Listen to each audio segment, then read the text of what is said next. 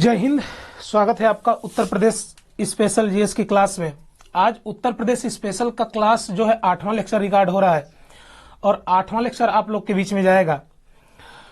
उत्तर प्रदेश का प्राचीन इतिहास हम कवर कर चुके हैं, मध्यकालीन इतिहास भी हम कवर कर चुके हैं और आधुनिक इतिहास और उत्तर प्रदेश में जो भी आंदोलन, ठीक है, किसान आंदोलन हो, क्रांतिकारी आंदोलन हो या गांधी जी वाला आंदोलन हो, सबका जो प्रभाव है उत्तर प्रदेश में सबको देख चुके हैं। इसके बाद उत्तर प्रदेश के भूगोल पर हमारी चर्चाएं हो रही थी और आप देखेंगे भूगोल में सबसे पहले हमने उत्तर प्रदेश की भारत में स्थिति कितने अक्षांश से कितने अक्षांशों के बीच, कितने देशांतर से कितने देशांतरों के बीच, उत्तर प्रदेश का राज्यों के साथ सीमा विभाजन, उत्तर प्रदेश का देश के साथ सीमा विभाजन, कितने राज्य हैं, कितने संघ शासित प्रदेश हैं, सबसे लंबा जिला सीमा साझा करने वाला, सबसे कम जिला सीमा साझा करने वाला, ये सब बातें हो गई थी। उम्मीद होगी कि आप घर पे आराम से पढ़ाई भी कर रहे होंगे, लगन का माहौल भी ले रहे होंगे। एक और रिक्वेस्ट है आप लोगों से कि जो भी करंट अफेयर की सीरीज में दे रहा हूं आपको, तो उसको थोड़ा सा और लोगों तक पहुंचाओ, ठीक है ना। बहुत जबरदस्त करंट है वो, बहुत जबरदस्त। पूरा 30 मिनट 40 मिनट की जो भी वीडियो हो रही है उतना अगर पढ़ लोगे तो मैं इतने विश्वास के साथ कह सकता हूं कि किसी प्रकार का आपको दुख एक दिन में तो नहीं होने वाला है। पूरे नहीं कहते हैं, मतलब एक दिन का डोज हो जाएगा। अभी उत्तर प्रदेश कवर कर रहे हैं, तो आज हम पढ़ने वाले क्या हैं, हम आज पढ़ेंगे उत्तर प्रदेश का भौतिक विभाजन। इसके बाद आज ही इसी लेक्चर में ही कवर कर लेंगे उत्तर प्रदेश की ऋतुएं। देखो कभी कभी भौतिक विभाजन से प्रश्न हमारा पूछ लेता है, बड़ा प्यारा प्रश्न पूछता है, ठीक है, कि उत्तर प्रदेश को कितने भौतिक स्वरूप में हम विभाजित कर सकते हैं, ठीक है ना, और इसका अर्थ कहां क्या क्या होता है, किस किस क्षेत्र में जो भी भौतिक विभाजन का विभाजन होगा, किन किन क्षेत्रों में इसका बंटवारा होगा। तो पहले एक बात याद रखना कि जब भी हम ये उत्तर प्रदेश पढ़ेंगे तो मैं मैप के माध्यम से ही पढ़ा रहा हूं, क्योंकि भूगोल को पढ़ने के लिए सबसे अच्छा तरीका है मैप, है ना। मतलब बनी बनाई चीज दिमाग में उतर जाती है, कौन क्या है। जैसे उस दिन मैंने मैप के माध्यम से सब कुछ क्लियर कर दिया था, तो उसी तरह आज भी करने का प्रयास करेंगे हम। अब देखो, जब भी हम उत्तर प्रदेश के भौतिक विभाजन को पढ़ेंगे तो उत्तर प्रदेश को कितने भौतिक भागों में विभाजित किया जा सकता है, ठीक है ना। तो उत्तर प्रदेश को 3 भौतिक भागों में विभाजित किया जा सकता है उत्तर प्रदेश को, ठीक है। पहला आपका होगा, उसको हम कहेंगे भाबर तथा तराई प्रदेश। भाबर, घबराना मत, सभी को क्लियर करते जाऊंगा कि क्या है भाबर, ठीक है, ठीक है ना। भाबर तथा तराई प्रदेश, यह पहला क्षेत्र है। अर्थात अगर उत्तर प्रदेश का भौतिक विभाजन करेंगे तो सबसे पहले हम भाबर तथा तराई प्रदेश को कवर करेंगे, ठीक है। और दूसरा है गंगा यमुना का मैदान। दूसरा अगर भाग को बांटा जाए तो गंगा यमुना का मैदानी क्षेत्र, मैदानी। और तीसरा होगा आपका, तीसरा नंबर, दक्षिण का पठारी क्षेत्र। दक्षिण का पठारी क्षेत्र। तो याद रखना ये 3 चीज, अर्थात अगर उत्तर प्रदेश का भौतिक विभाजन हम कर रहे हैं तो 3 बिल्कुल आपके दिमाग में हो जाना चाहिए कि कभी भी हम उत्तर प्रदेश को बांटेंगे तो भाबर तथा तराई क्षेत्र में पहला भाग, दूसरा गंगा यमुना का मैदान और तीसरा है दक्षिण का पठार। तो मैं थोड़ा सा पहले नक्शा के माध्यम से आपको क्लियर कर दूं। ये देखो, जब भी आप इधर जाओगे, ठीक है, ठीक है ना, ये जब भी आपका ये एरिया होगा, जैसे बिजनौर हुआ, रामपुर, पीलीभीत, है ना, इसके बाद आप देखेंगे श्रावस्ती, बलरामपुर, सिद्धार्थनगर, ये सभी जो भी हैं, ठीक है, ये सभी आपको एक ही क्षेत्र मिलेंगे, भाबर और तराई। कैसे मिलेंगे मैं आपको बता रहा हूं। यानी कि उत्तर प्रदेश का उत्तरी क्षेत्र भाबर तथा तराई प्रदेश से विस्तृत है, इस बात को दिमाग में बैठा लीजिए। दूसरा, अगर बात करेंगे गंगा यमुना का मैदानी क्षेत्र, तो गंगा यमुना का मैदानी क्षेत्र कहां, जहां से गंगा यमुना निकलती हो, तो आपको पता होगा, देखो यहां से आपकी गंगा निकलती है, ये वाले बिजनौर वाले एरिया से गंगा निकलती है, ये पूरा आप देखेंगे, ठीक है ना, ये कानपुर होते हुए फिर इसके बाद जाएगी प्रयागराज, है ना, ये वाराणसी होते हुए फिर आप देखेंगे गाजीपुर, गाजीपुर से बलिया को टच करते हुए बाहर निकल जाएगी और यहां से आपकी आती है यमुना, ये एंट्री मारती है, फिर आके आपको पता होगा, ठीक है ना, कि प्रयागराज में, ठीक है ना, ये जो इलाहाबाद है या प्रयागराज में यहीं पर आके वो मिल जाती है संगम में। तो इन दोनों का जो क्षेत्र है गंगा यमुना का मैदान, यानी कि गंगा यमुना के मैदान का मतलब है कि गंगा यमुना द्वारा लाई गई जो भी कचरा, अवसाद, खाद जब मैदानी क्षेत्रों में बिछा दिया गया तो उससे एक मैदान का निर्माण हो गया। तो अब ये बात समझ में आ जाना चाहिए कि गंगा यमुना का मैदानी क्षेत्र कहां हो सकता है। उत्तर प्रदेश का मध्यवर्ती जो क्षेत्र है ना, वो गंगा यमुना का मैदानी क्षेत्र हो सकता है।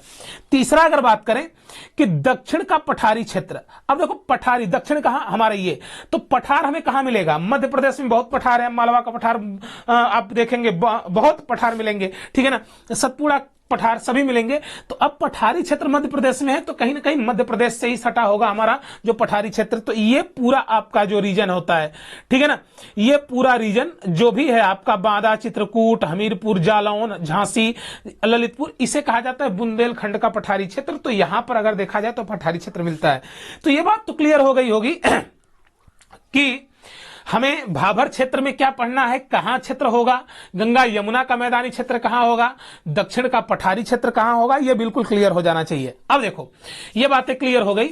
अब मैं आपको सिखा रहा हूं कि ये भाबर क्षेत्र या तराई क्षेत्र बना कैसे, ठीक है ना। कभी कभी प्रश्न पूछ लेता है तो कैसे बना, क्योंकि हो सकता है भविष्य में आप भी पढ़ाना चाहें लोगों को, तो कैसे पढ़ाएंगे, तो बिल्कुल मैं उसको क्लियर कर देता हूं। तो मैंने कहा भाबर क्षेत्र, आपको मैं बता दूं कि पूरे उत्तर प्रदेश का निर्माण नदियों द्वारा लाई गई मृदाओं से हुआ है, पूरा उत्तर प्रदेश।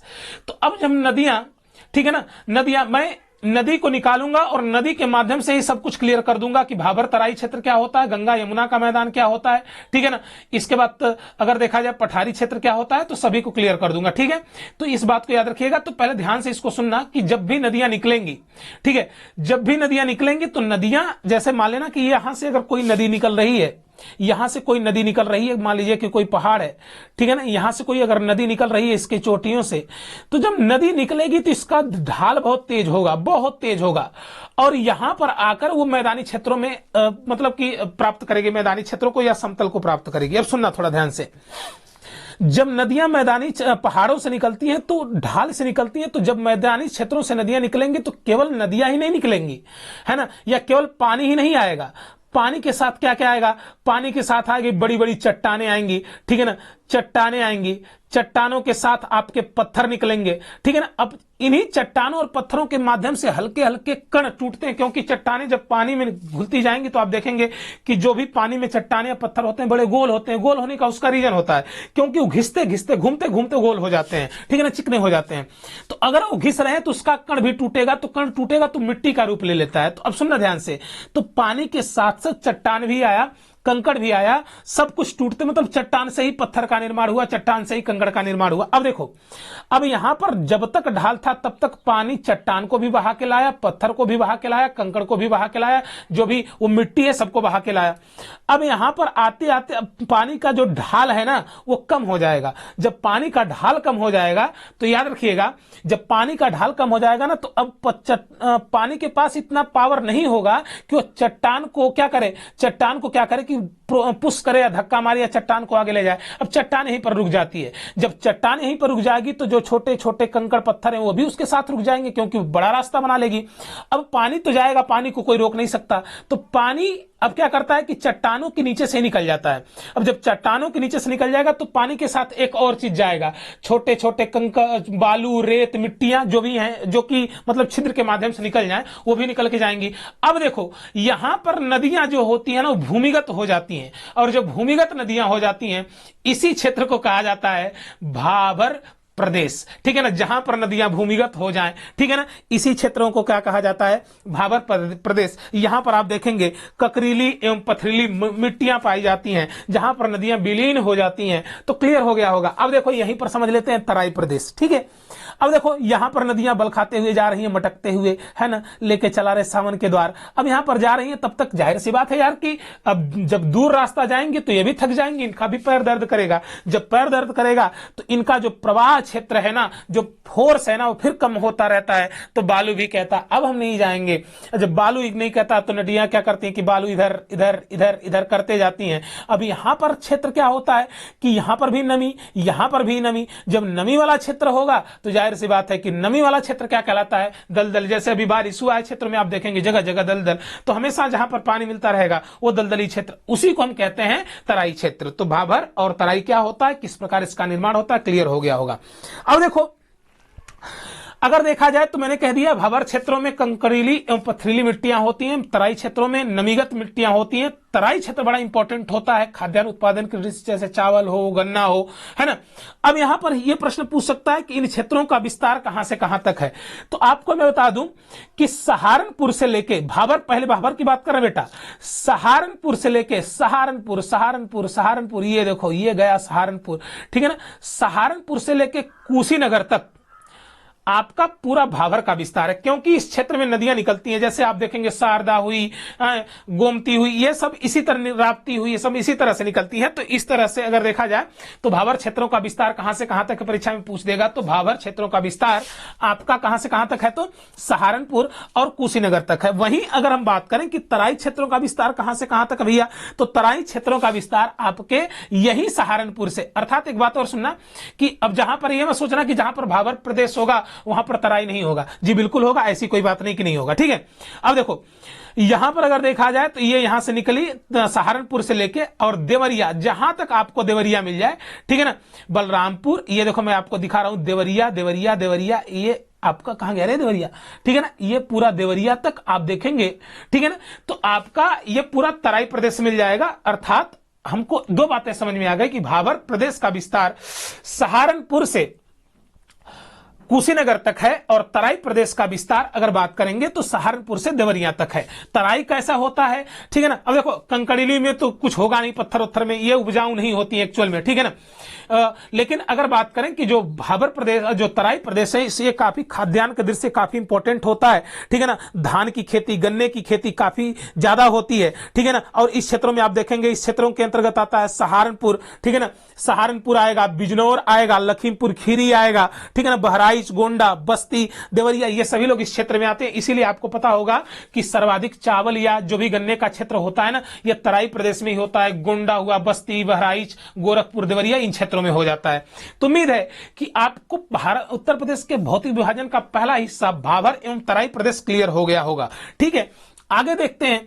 अगला हमने कहा कि उत्तर प्रदेश को हम एक और चीज से कवर कर सकते हैं, ठीक है ना। हमने कहा कि उत्तर प्रदेश के भौतिक विभाजन का दूसरा जो हिस्सा होगा वो आपका होगा कि गंगा यमुना का मैदानी क्षेत्र। तो अब गंगा यमुना का मैदानी क्षेत्र का मतलब क्या है कि वह क्षेत्र जो कि गंगा और यमुना द्वारा लाई गई कछारी मिट्टियों, ठीक है ना, या मैदानी जो भी मिट्टियां हैं, ठीक है ना, उनसे लाकर बनाया गया जो भी मैदानी क्षेत्र था, ठीक है, उसी को हम गंगा यमुना का मैदानी क्षेत्र कहेंगे। तो अब भैया ये कौन सा क्षेत्र आएगा, ठीक है ना, ये कौन सा क्षेत्र आएगा, थोड़ा सा बैलेंस निकाल देते हैं हम इसको, ठीक है। कौन सा क्षेत्र आएगा, तो आपको पता होगा मुजफ्फरनगर, मेरठ, यानी कि गंगा यमुना के आसपास का जो भी क्षेत्र होगा, ठीक है ना, सबका निर्माण गंगा यमुना के द्वारा लाई गई मिट्टियों, औषधों, गादों से हुआ है। इस बात को क्लियर कर लेना, ठीक है ना। अब अगर बात करें तो इस क्षेत्र के अंतर्गत कौन कौन से जिले आएंगे, तो जिले तो बहुत आएंगे, प्रयागराज आएगा, गाजीपुर खुद हम लोगों का आ जाएगा, आजमगढ़, ठीक है ना। इसके बाद अब बात करेंगे क्या कहते हैं, कन्नौज, मैनपुरी, मतलब बहुत से ऐसे डिस्ट्रिक्ट आ जाएंगे जो भी आपको इस रीजन में दिखाई दे रहे हैं। अब यहां पर एक बात और मैं करूंगा कि गंगा यमुना से बात बस गंगा यमुना को मत लेना, क्योंकि गंगा यमुना की सहायक भी नदियां हैं, जैसे चंबल, बेतवा, केन यमुना की सहायक नदी है, उधर से गोमती, घाघरा, गंडक, कोसी, सब गंगा की सहायक नदियां हैं। तो उनसे भी जो क्षेत्रों का निर्माण होगा ना, तो वो गंगा के रीजन में ही आएगा, इस बात को याद रखिएगा। अब यहां पर एक चीज और फंसता है कि अगर गंगा यमुना का मैदानी क्षेत्र है तो हमें तो यह पता चल गया कि गंगा यमुना का मैदानी क्षेत्र उनके द्वारा लाई गई मिट्टियों के द्वारा बना है, लेकिन इसे भी दो भागों में हम बांट देते हैं। दो भागों में कैसे बांट देते हैं, पहला को हम बांटते हैं, एक कहते हैं बांगर प्रदेश, ठीक है। जब हम मिट्टी पढ़ाएंगे तो इस पर और चर्चा करेंगे, ठीक है ना। बांगर प्रदेश, ठीक है ना, या बांगर क्षेत्र, और दूसरा है खादर क्षेत्र। अब देखो मतलब कि बांगर और खादर, गंगा यमुना के मैदानी क्षेत्रों को दो भागों में हम बांट दिए, बांगर और खादर क्षेत्र। बांगर क्षेत्र क्या है, बांगर क्षेत्र का मतलब यह है कि जैसे मान लेना कि ये नदी जा रही है, यमुना नदी जा रही है, और बांदा का क्षेत्र हम बात करें, सपोज दैट मानना है, तो अब हो सकता है कि बांदा के क्षेत्र का निर्माण यमुना द्वारा लाई गई मिट्टियों से हुआ हो, लेकिन अब यमुना यहां पर गुस्सा हो गई है, यहां पर नहीं जाती है उनसे मिलने, यानी कि मिट्टी बाद में लाई गई है, अभी भी इस पर खेती की गई है। मतलब बहुत प्राचीन समय की बात है कि मिट्टी लाई गई थी, अभी भी उस मिट्टी पर खेती होती है। तो इस प्रकार की जो मिट्टी होती है उसे कहा जाता है बांगर। ये उपजाऊ नहीं होती है। जैसे आप देखेंगे हमारे क्षेत्रों में, देख लो गाजीपुर का जो भी क्षेत्र है, तो गंगा किनारे की बात नहीं कर रहे हैं, जैसे हम लोग जो नदियों से दूर वाले क्षेत्र में, वहां में जब तक यूरिया डाई ना डालो तब तक कोई उत्पादन नहीं होगा। तो इस प्रकार की मिट्टी को हम कहते हैं बांगर क्षेत्र, बांगर, ठीक है ना। और खादर का होता है जहां पर हर वर्ष, ठीक है ना, प्रत्येक वर्ष बाढ़ जब आ जाए, जैसे आप देख लो गाजीपुर के नदी, गंगा का जितना नदी किनारा है, यमुना का जितना नदी किनारा है, ठीक है ना, ये क्या करते हैं लोग कि जब भी बारिश होती है ना, आप देखोगे कि अभी स्टार्ट हो जाएगा, बारिश हो जाएगा, गंगा खतरे के निशान से ऊपर, यमुना खतरे के निशान से ऊपर, तो जो आसपास के क्षेत्र है ना, वो मिट्टियां धोकर चली जाती हैं और नई मिट्टी आ जाती हैं। तो वो जो नई मिट्टियां होती है वो फिल्टर हो जाता है उनका एक प्रकार से, तो वो काफी उपजाऊ हो जाती हैं। तो इस प्रकार के क्षेत्र को हम कहते हैं खादर क्षेत्र। ये काफी उपजाऊ होते हैं, ठीक है ना, आप देखे भी होंगे। तो क्लियर हो गया होगा गंगा और यमुना का मैदानी क्षेत्र। अब देखो, हमने कहा दक्षिण का पठारी क्षेत्र। पठारी क्षेत्र की अगर बात करें तो दक्षिण का पठारी क्षेत्र, इसे हम कहते हैं बुंदेलखंड का पठारी। ये पूरा अलग क्षेत्र है, ठीक है ना, इसीलिए मैंने ऐसा नक्शा लगा दिया है कि थोड़ा सा अलग अलग रीजन में आपको समझ में भी आ जाएगा। अलग रंग का आपको दिखा रहा होगा, ये पठारी क्षेत्र है, इसे हम कहते हैं बुंदेलखंड का पठारी क्षेत्र, ठीक है ना। इस पठार की अगर हम औसत ऊंचाई की बात करें तो 300 मीटर। देखो, पठार और पहाड़ी में बड़ा अंतर होता है। पठार ये का जो ऊपरी हिस्सा होता है, लेवल बराबर होता है, इसलिए उसे पठार कहते हैं, ठीक है। तो इसकी भी ऊंचाई 300 मीटर से लगभग होती है। लेकिन अगर बात करें तो इसके अंतर्गत जो भी क्षेत्र आएंगे, तो मिर्जापुर हुआ, सोनभद्र हुआ, ठीक है ना। इसके बाद देखो, अगर और भी जैसे महोबा हुआ, झांसी हुआ, ये सभी अगर देखा तो पठारी क्षेत्र हुए, ये भी हमारा आ जाएगा, ठीक है। इलाहाबाद का भी कुछ हिस्सा जो कि मध्य प्रदेश से सतना वाले रीजन से लगा है, ठीक है ना, वो भी आप देखेंगे कि पठारी क्षेत्र में ही आता है। तो अगर बात करेंगे तो पठारी क्षेत्र, हम इस पूरे क्षेत्र को बुंदेलखंड का पठार कहा जाता है। और हम भौतिक विभाजन जब हम पढ़ते हैं तो एक पठारी क्षेत्र भी बांट लेते हैं, ठीक है। अब हम बात करेंगे कि इसी पठारी क्षेत्र से आप देखेंगे कई नदियां निकलती हैं, जैसे चंबल, बेतवा, केन, ये भी सभी नदियां प्रवाहित होती हैं, निकलती भी हैं, ठीक है ना। तो इस प्रकार से अगर देखा जाए कि एक पठारी क्षेत्र हमारा क्लियर हो गया, गंगा यमुना का मैदानी क्षेत्र क्लियर हो गया, कौन कौन सा इसके अंतर्गत क्षेत्र आता है, किस प्रकार से इसका विभाजन होता है, पूरे डाटा को मैंने क्लियर कर दिया, ठीक है। तो अब देखो, ये तो क्लियर हो गया कि उत्तर प्रदेश का भौतिक विभाजन, ठीक है। 3 क्षेत्रों में मैंने विभाजन किया, भाभर, गंगा यमुना का मैदानी क्षेत्र और पठारी क्षेत्र। कोई इसमें कोई दिक्कत नहीं होगी आपके प्रश्न में, ठीक है ना। अब देखो आगे हम चलते हैं। आगे है उत्तर प्रदेश की प्रमुख ऋतुएं। जब आप उत्तर प्रदेश में रहते हैं तो आपको भी गर्मी, जाड़ा, बरसात का अनुभव होता होगा। तो कम से कम आपको इतना जानना जरूरी है कि उत्तर प्रदेश में कितने प्रकार की ऋतुएं। जैसे भारत में हम लोग कहते हैं भारत ऐसा देश है जहां पर 4 प्रकार की ऋतुएं होती हैं, जाड़ा, गर्मी, बरसात और बसंत ऋतु।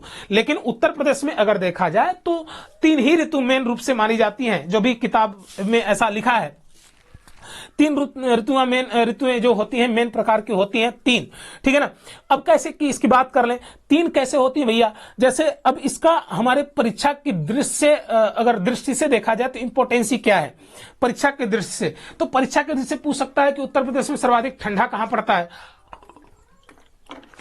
सर्वाधिक गर्मी कहां पड़ती है, ठीक है ना, सबसे अधिक बारिश कहां होती है। तो इस प्रकार से ऐसा प्रश्न पूछ लेता है। तो मैंने नया नक्शा लगा दिया है, ठीक है ना, ताकि आपको पूरा डाटा क्लियर हो जाए। तो मैंने कहा कि देखो कि तापमान के अकॉर्डिंग अगर देखा जाए, ठीक है ना, तापमान के अनुसार, तो तापमान के हिसाब से उत्तर प्रदेश में 3 ऋतुएं पाई जाती हैं, 3 मौसम पाए जाते हैं। पहला मैंने कहा कि गर्मी या ग्रीष्म, वर्षा और शीत, ठीक है।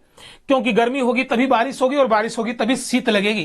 तो याद रखना। अब यहां पर अब हमें तो प्रश्न मतलब क्लियर हो गया कि गर्मी कहां होगी, तो ये भी क्लियर करते जाएंगे। पहले एक बात समझना, ठीक है ना। अब ग्रीष्म ऋतु की हम बात कर रहे हैं। हम पता कर ले कि उत्तर प्रदेश में ऋतुएं 3 प्रकार की होती हैं, ठीक है। और 3 प्रकार की ऋतुएं कौन कौन होती हैं, गर्मी, वर्षा, शीत ऋतु। तापमान के आधार पर इसका विभाजन किया गया है। अब हम गर्मी की बात कर लेते हैं। हमारे यहां गर्मी कहां से शुरू होती है, तो याद रखिएगा उत्तर प्रदेश में गर्मी मार्च से प्रारंभ होती है और मध्य जून तक गर्मी का प्रभाव होता है। जैसे अभी देखेंगे 15 जून के बाद हमारे यहां ऐसा होता है कि मानसून आने की बात होती है। खैर उसको भी बारिश में पढ़ाएंगे हम, ठीक है। तो गर्मी का महीना उत्तर प्रदेश में क्या है, मार्च से जून तक। अब यहां से प्रश्न एक बन सकता है कि सर्वाधिक उत्तर प्रदेश में गर्मी वाला महीना कौन सा होता है, तो मई, ठीक है ना। जो मई चल रहा है ना, सर्वाधिक गर्मी वाला महीना, गर्मी वाला जो महीना है वो आपका मई है, इस बात को याद रखना, ठीक है ना। मार्च से जून तक हमारा गर्मी का माहौल है, लेकिन सर्वाधिक गर्मी वाला जो महीना है ना वो आपका मई है। और आप देखेंगे कि हमारे यहाँ जो सर्वाधिक तापमान मतलब कि मई के महीने में 36 डिग्री से 39 डिग्री सेल्सियस तक हो जाता है, और न्यूनतम औसत तापमान अगर देखेंगे तो 21 से 23 डिग्री तक होता है, ठीक है। अब देखो गर्मी होने का रीजन है क्यों, क्योंकि अब देखेंगे हम कर्क रेखा के रीजन में पढ़ते हैं, तो सूर्य जो होता है ना कर्क रेखा की तरफ आना प्रारंभ कर देता है, तो गर्मी तो लगेगी ही। अभी देखो ये पता चल गया, लेकिन अगर पूछेगा कि उत्तर प्रदेश में सर्वाधिक गर्मी कहां पर पड़ती है, तो याद रखिएगा कि उत्तर प्रदेश में सर्वाधिक गर्मी आगरा, ठीक है ना, ताजनगरी आगरा, और अगर देखा जाए तो झांसी में सर्वाधिक गर्मी पड़ती है, सर्वाधिक गर्मी आगरा और झांसी में। लेकिन अगर पूछेगा सबसे कम गर्मी कहां पड़ती है, तो सबसे कम गर्मी पड़ती है कहां पे, तो बरेली में। इस बात को याद रखिएगा। तो पढ़ना क्या है हमें, देखो उत्तर प्रदेश का टेम्परेचर मैंने बता दिया कि अधिक से अधिक 39 डिग्री सेल्सियस, लेकिन अभी की बात नहीं कर रहे हैं क्योंकि हम पर्यावरण के साथ खेल रहे हैं और पर्यावरण खूब हमारे साथ घटिया गेम खेल रहा है। आप देखेंगे मार्च के महीने में 33-34 डिग्री तक टेम्परेचर चला गया था, लेकिन अभी लॉकडाउन की वजह से पर्यावरण प्रदूषणता कुछ कम है, जिसकी वजह से अभी कुछ राहत है, लेकिन फिर भी कहा नहीं जा सकता कुछ। तो हम बात कर रहे हैं कि जो मार्च से लेकर जून तक गर्मी का महीना होता है, सर्वाधिक गर्मी का महीना मई वाला होता है। और अगर हम बात करेंगे तो आगरा और झांसी में सर्वाधिक गर्मी पड़ती है, और सबसे कम गर्मी कहां पड़ती है, बरेली में पड़ती है। ये क्लियर हो गया। अब बात करेंगे हम कि वर्षा की बात कर ले, तो वर्षा की बात करने तो भैया हमारे यहां वर्षा तो कहां से कहां तक होती है, मध्य जून से लेकर, जहां से गर्मी बंद वहां से वर्षा स्टार्ट, ठीक है ना। अगर देखें जाए तो मध्य जून से लेकर अक्टूबर तक, ठीक है ना, अक्टूबर तक आप देखेंगे हमारे यहां बारिश का मौसम होता है। और अगर देखा जाए तो सर्वाधिक वर्षा किस मौसम में होता है, ठीक है ना, सर्वाधिक बारिश किस मौसम में होता है, तो सर्वाधिक बारिश आपका होता है जुलाई और अगस्त में सर्वाधिक बारिश का महीना होता है, ठीक है। और अगर हम बात करें तो हमारे उत्तर प्रदेश में अलग अलग क्षेत्रों में अलग अलग औसत के हिसाब से बारिश होती है। जैसे हम गोरखपुर में चले जाएं तो गोरखपुर में 184 सेंटीमीटर करीब बारिश होती है, लेकिन वही मथुरा में आ जाएं तो मथुरा में 55 सेंटीमीटर की बारिश होती है। तो अलग अलग होती है, एक अलग नहीं है, लेकिन फिर भी याद रखना कि अब यहां से हमारे यहाँ, लेकिन हम जो मध्य वाले क्षेत्र में, जो गंगा यमुना के मैदानी क्षेत्र में, यहाँ पर मिडिल वाला बारिश होता है, कभी ज्यादा हो जाता है कभी कम हो जाता है, ठीक है। तो हमारे यहाँ बारिश का महीना जून से लेकर अक्टूबर तक, और अगर देखा जाए तो सर्वाधिक बारिश जुलाई से अगस्त तक। अब यहां पर एक और चीज बनेगा प्रश्न कि उत्तर प्रदेश में सर्वाधिक बारिश किस मानसून से होती है, तो याद रखना बंगाल की खाड़ी, ठीक है। तो बंगाल की खाड़ी के मानसून के द्वारा उत्तर प्रदेश में सर्वाधिक बारिश होती है। प्रश्न पूछ सकता है कि उत्तर प्रदेश में सर्वाधिक बारिश किस मानसून से होता है, बंगाल की खाड़ी। अब देखो कभी कभी हमारे यहाँ चक्रवात भी आ जाता है, जैसे अभी ताउते आया था, फिर यास आने वाला है, तो वो तो चक्रवाती बारिश है, उससे लेना मानसून का लेना देना नहीं है। कभी कभी केरल के मानसून से भी बारिश हो जाती है, लेकिन सर्वाधिक जो हमारे ऊपर बारिश का प्रभाव होता है बंगाल की खाड़ी से होता है, ठीक है। अब देखो यहां से पूछेगा कि सर्वाधिक बारिश किस जिले में होती है, तो सर्वाधिक बारिश होती है गोरखपुर में, ठीक है ना। कहां पे होती है भैया, गोरखपुर में। मैंने कहा जैसे 184 सेंटीमीटर औसत है इसका। और सबसे कम बारिश कहां पे होती है, तो सबसे कम बारिश अगर हम देखें तो सबसे कम बारिश हमारी मथुरा में होती है, ठीक है ना। मथुरा जिसे हम पेड़ा नगरी भी कहते हैं, तो मथुरा में सबसे कम बारिश होती है। और यहां पर कितने सेंटीमीटर करीब मेंशन किया गया है, तो 55 सेंटीमीटर के करीब में मेंशन किया गया है सबसे कम बारिश का, ठीक है।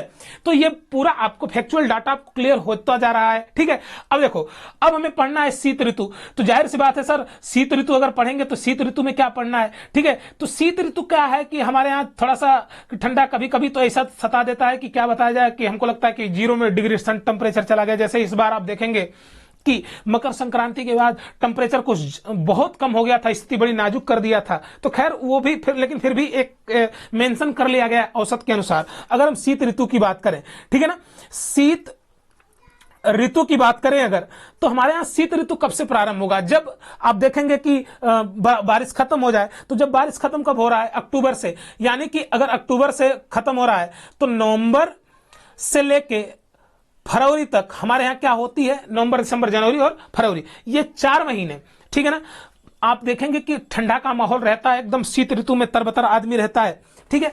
तो नवंबर से लेके शीत ऋतु का जो हमारे यहाँ नवंबर से लेके, ठीक है ना, फरवरी तक है उत्तर प्रदेश में। अब यहां पर हम बात करेंगे कि सर्वाधिक ठंडा महीना कौन सा है। तो सर्वाधिक ठंडा महीना कौन सा है उत्तर प्रदेश का, तो जनवरी सर्वाधिक ठंडा महीना है, ठीक है ना। इसके बाद अगर हम बात करेंगे कि हमारे यहाँ शीत ऋतु में बारिश नहीं होती है, लेकिन कभी कभी आप देखेंगे कि जिसे आप मगबदरिया कहते हो, ठीक है ना, जनवरी और फरवरी के महीने में इससे बारिश हो जाती है, तो वो खैर उससे लेना देना नहीं है, वो फसलों के लिए काफी इंपॉर्टेंट होता है जो शीत ऋतु में बारिश होती है। लेकिन अगर देखा जाए तो उत्तर प्रदेश में शीत ऋतु में बारिश नहीं होती है, ठीक है ना। अगर देखा जाए तो अगर मैदानी क्षेत्रों में शीत ऋतु में तापमान देखा जाए मैदानी क्षेत्रों में, तो मैदानी क्षेत्रों में जो तापमान है वो होता है 12 डिग्री सेल्सियस से लेके, ठीक है ना, 17.5 डिग्री सेल्सियस तक हमारे मैदानी क्षेत्रों में होता है। पठारी क्षेत्रों में अगर बात करें तो 28 डिग्री सेल्सियस से लेके 13 डिग्री सेल्सियस तक, यानी कि इतना टेम्परेचर हमारा पहुंच जाता है। लेकिन अगर हम बात करेंगे कि उत्तर प्रदेश में सबसे कम ठंडी कहां, सबसे अधिक ठंडी कहां पड़ती है, प्रश्न बन सकता है कि सबसे अधिक ठंडी कहां पड़ती है, तो बरेली में सबसे अधिक आपकी ठंडी पड़ती है। तो याद रखना, सबसे अधिक ठंडी कहां पड़ती है, तो बरेली में पड़ती है, ठीक है। तो हमने आपको बता दिया कि शीत ऋतु कब से कब तक, किस महीने में सर्वाधिक ठंडा, हमारे यहाँ तापमान क्या होता है, ठीक है ना, पठारी क्षेत्रों में तापमान क्या होता है। इसके बाद अगर बात करेंगे सबसे ठंडा स्थान क्या है। इसके बाद एक बात और मैं आपको बात कर लूं कि शीत ऋतु में अगर देखा जाए तो कुछ जो उत्तर प्रदेश के जिले हैं वहां पर बारिश ज्यादा होती है। जैसे अगर हम बात कर लें, ठीक है ना, जालौन, हमीरपुर, ठीक है ना, इसके बाद ललितपुर में यहां पर बारिश, मतलब कि जो हम लोग का क्षेत्र है गाजीपुर और जैसे बनारस बलिया वाला क्षेत्र, वहां से हमीरपुर हुआ, ललितपुर हुआ, इन क्षेत्रों में, ठीक है ना, बारिश कुछ ज्यादा ही होती है अगर देखा जाए तो, ठीक है, मतलब कि शीत ऋतु में। लेकिन वहां का टेम्परेचर भी बहुत ज्यादा घट भी जाता है, बहुत ज्यादा बढ़ भी जाता है। खैर उतना मेंशन आपसे नहीं करेगा, ठीक है, लेकिन इतना याद रखना कि शीत ऋतु जो है उत्तर प्रदेश में, इसका जो टाइमिंग है वो नवंबर से लेकर फरवरी तक, सर्वाधिक ठंडा महीना जनवरी, ठीक है ना। और हमारे यहाँ जो टेम्परेचर होता है 12.5 डिग्री सेल्सियस से लेकर 17 डिग्री सेल्सियस तक के बीच में होता है। लेकिन पठारी क्षेत्रों में 28 डिग्री सेल्सियस भी कभी कभी चला जाता है, गर्मी ज्यादा लगने लगती है क्योंकि चट्टानी क्षेत्र है। लेकिन टेम्परेचर जब गिरता है तो 13 डिग्री सेल्सियस भी हो जाता है। देखो ये औसत है, लेकिन मैं आपको बता दूं कि पिछले साल आप जब देखे होंगे ठंडी कितनी भयानक थी कि उत्तर प्रदेश में कई गाजीपुर के टेम्परेचर में मैंने देखा था कि 9 डिग्री और 8 डिग्री टेम्परेचर चला गया था। तो खैर मतलब ये एक औसत मान दिया गया, इतना मानने की जरूरत नहीं है।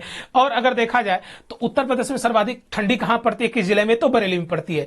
तो ये था आपका मेंशन उत्तर प्रदेश का भौतिक विभाजन और उत्तर प्रदेश की ऋतुएं। अब हम पढ़ेंगे उत्तर प्रदेश की नदियां और उस पर बने बांध, ठीक है। तो उम्मीद है कि लेक्चर पसंद आया होगा। तो आज के लिए इतना ही। जय हिंद, जय भारत।